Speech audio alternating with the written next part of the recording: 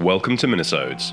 I'm Ed, and in a recent video, I showed you my fully built and painted 2nd edition starter set from way back in 1993, complete with chunkified card ruins and a few bonus cacti for good measure. In this video, I'll be playing my way through the first mission in the campaign supplement that came with the set, Battle for Armageddon. There are 3 missions inside, but a later bonus mission was released in a White Dwarf and printed in the Battles book featuring bunkers. Now, full disclosure, I'm not actually filming the battle reports live here, but rather recounting/recreating the events from when I played them with my good pal James earlier this year. Right, on with the narrative. Mission 1, Against the Odds.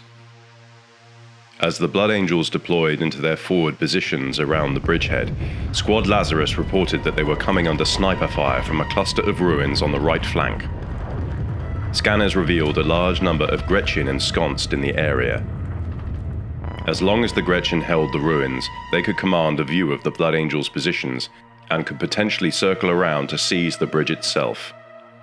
Only one squad could be spared from the perimeter defense to dislodge the foe. Squad Lazarus was dispatched, and, using a culvert to work their way forward, emerged near the ruins just before dawn. Cleanse and purify. Blood Angels briefing. A force of Gretchin infiltrators in Sector 306 poses a grave threat to the security of the bridgehead. Your squad must kill or drive back the Gretchin and secure the perimeter.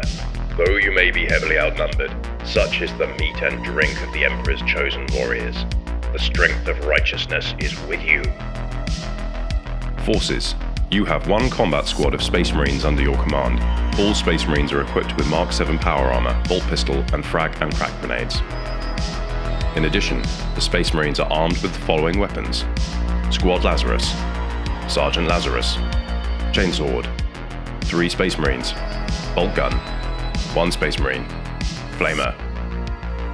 Objective: you must destroy the Gretchin wherever possible and minimize your own losses. Hold out. Gretchin briefing. This is a great place to shoot up the humies from. They think they're coming to boot us out, but they don't know there's loads of grots up here. We're gonna kick their butts because we's the meanest, toughest, shootiest grots around. Let's hope they don't shoot back much. Forces. All Gretchin wear flak armor. In addition, the Gretchin are equipped with the following weapons: Grots Mob, 10 Gretchin armed with autoguns. Scumbars Mob, 10 Gretchin armed with autoguns. Fergits Mob, 10 Gretchin armed with autoguns. Objective: don't let the humies get you. Get them first. I would be playing as the Space Marines, 5 superhuman warriors clad in ceramite and replete with fearsome weaponry.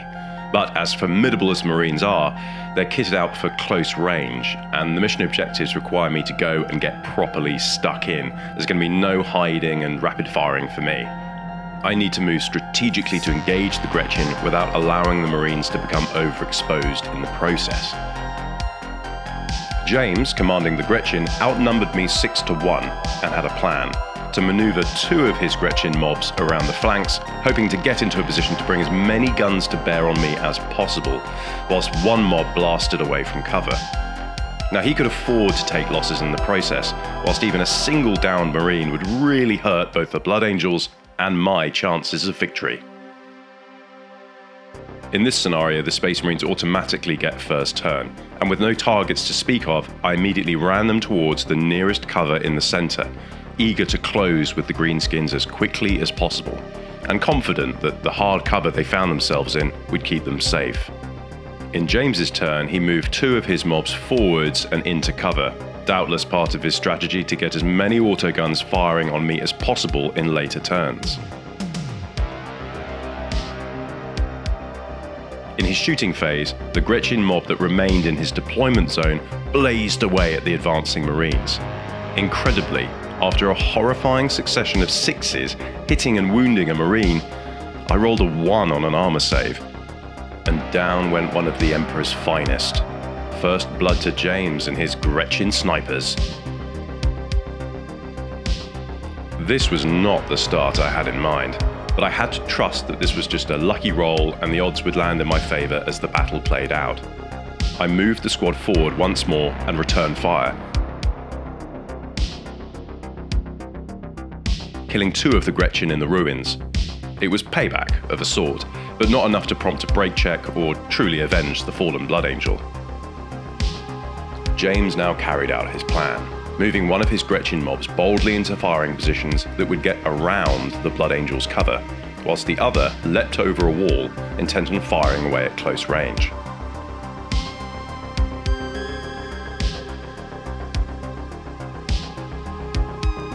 Meanwhile, the mob in the deployment zone moved other willing grots into the firing positions of their fallen, eager to score another punishing kill on the interloping beakies.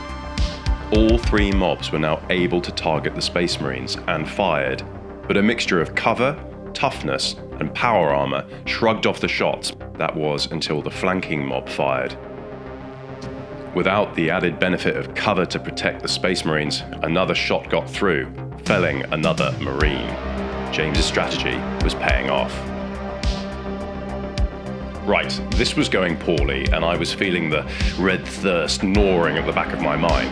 I'd lost 2 Marines in exchange for 2 lowly grots. I moved my Marines out of cover and into the open, intent on dosing the nearest mob with promethium. 3 were incinerated, whilst one of the survivors, who was on fire, was blasted off his feet by my sergeant's bolt pistol. Devastated by this attack, the mob failed their break check, causing those left to hunker down and cower in the ruins. Blood Angel still had a lot of work to do, but finally I felt like I was in the fight. In James's 3rd turn, he decided to pile on the pressure, moving his flanking mob forwards once more. They would be exposed, but with the bonus to shooting at close range, he wanted to get as many shots off as possible, especially now that I'd broken cover. The mob in James's back field moved out to support their fellows, hoping to surround and gun down the 3 remaining Marines. In James's shooting phase, the flanking mob proved themselves to be excellent shots, overwhelming the power armor of another Marine and felling another beaky. This was bad, but at least I'd positioned myself in such a way that the sergeant and flamer remained unscathed. James's advancing mob took some shots too, however this time, mercifully, I was able to make a 3+ armor save and pass my break check. James was unable to rally his broken mob, who continued to cower, whimpering in the ruins. My final turn.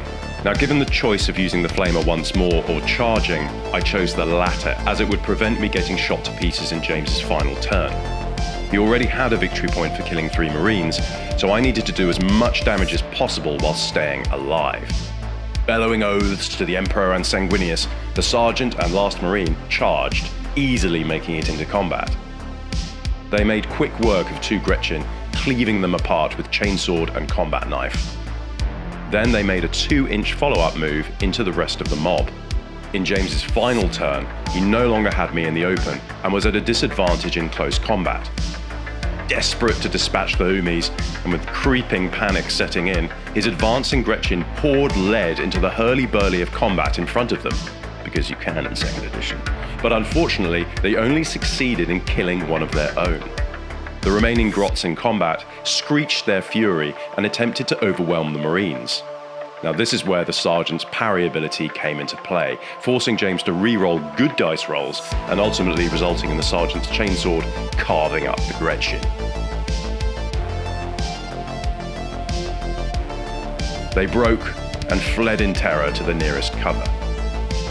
Now, if units are broken at the end of the game, they count as destroyed, which could win me the game at this point, as James had 2 broken mobs. Victory or stalemate would be all down to a final dice roll, and the mob in the ruins has rallied, denying the Blood Angels a victory and ending the game in a draw. Whew, that was a pretty close run thing. The Marines scored 1 victory point for the broken Gretchin at the end of the game, and James clinched 1 victory point for the loss of 3 Blood Angels. That's certainly a really tough mission for both players, and relies on a hefty amount of luck as well as sound strategy. Now, from the Marine perspective, I desperately wanted to use the Flamer more, and perhaps also to start lobbing frag grenades about, but was pretty happy with how it all played out, especially considering my atrocious luck in that first turn. This mission is a pretty cool introduction to Warhammer 40k. It's full of the tropes that we've come to expect, the desperate sallying out against overwhelming odds, template weapons, and the indomitable resolve of the Space Marines, and it also does a great job of introducing the basics of cover and maneuver. If you enjoyed this video and would like to see more of the campaign in the not too distant future, please like and subscribe to the channel. Also feel free to comment below telling me what you thought about this scenario. And finally, thank you to existing subscribers. I honestly wouldn't be bothering to make these videos if it wasn't for all the general enthusiasm, kind words, and encouragement from you all. Thanks for watching, and hope to see you very soon.